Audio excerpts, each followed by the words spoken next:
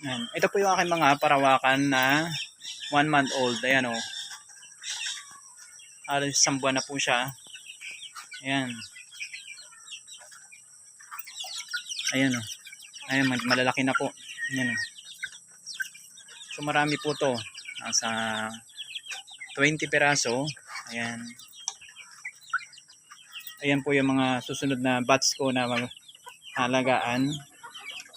Mga parawakan chicken or parawakan native chicken. Yung native natin dito sa atin na mga malalaki din. Ayan.